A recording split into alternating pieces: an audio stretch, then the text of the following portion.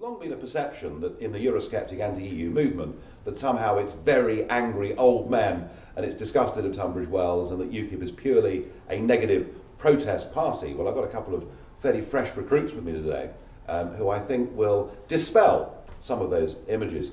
Janice, you joined us from the Conservative Party very recently. Indeed, I think you stood for the Conservative Party in the general election last year. I did. I stood in a key module in Batley and Spen in West Yorkshire.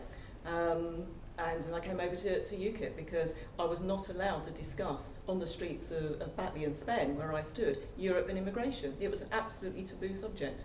So you didn't see UKIP as being just angry old men and misogynistic? And no, absolutely not. I wouldn't have come over if they had been. We've got our first elected mayor. We've got 13 councillors who are women. On our NEC, our National Executive Committee, there are quite a number of women on there. So no, I wouldn't be here if you were misogynistic. Good. And of your crop of candidates that stood last year for the Conservative Party, do you think there are more on the way?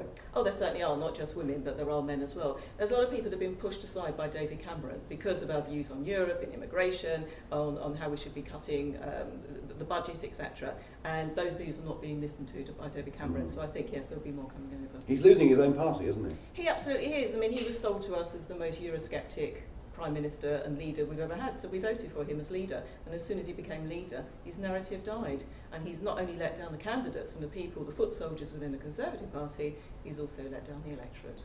Thank you. And Sania, you're 18 years old and you're a rising star in the party. I think at the conference you were the most popular speaker, so I'm going to have to watch my step, aren't I, as time goes on. But one of the other things that's often been said, and certainly in the early days of UKIP's existence, the BBC encouraged this, and we saw this through The Independent and The Guardian, was somehow this idea that if you believed in the United Kingdom, and if you believed that we shouldn't be governed from Europe, that somehow there was a sort of this was a whites only, you know, racially. But honestly, that was what was put to us. Yeah. So, I mean, how have you found UKIP?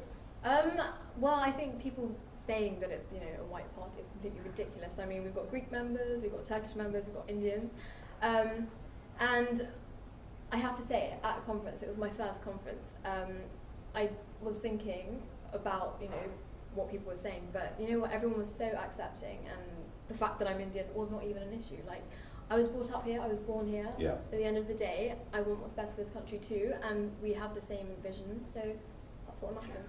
And actually, with the Indian community in this country, and with several others, the fact that UKIP is a very pro-Commonwealth party, that we don't just want our future to be tied up with the European Union, I think is perhaps going to bring a lot of people from those communities across to us. No, definitely. I mean, UKIP encourages immigration in the sense that if people are going to benefit the UK, then it's a good thing, and not bragging, but my family's that kind of family. I mean, we came over to work, and we worked really hard, and we worked up in the community so that we actually want to benefit society, not just sponge off government, really. Yeah, in fact, there is a shopkeeper in Kent, not too far from where you're from, yeah. And he always says to me, Nigel, I'm more English than you. And I say, how'd you work that out? He says, you were only born here. I chose to come and live in this country. Mm-hmm. So I think there is a strong line. Yeah. Listen, thanks ever so much, and I'm sure we'll be watching your rise up through the party with great interest.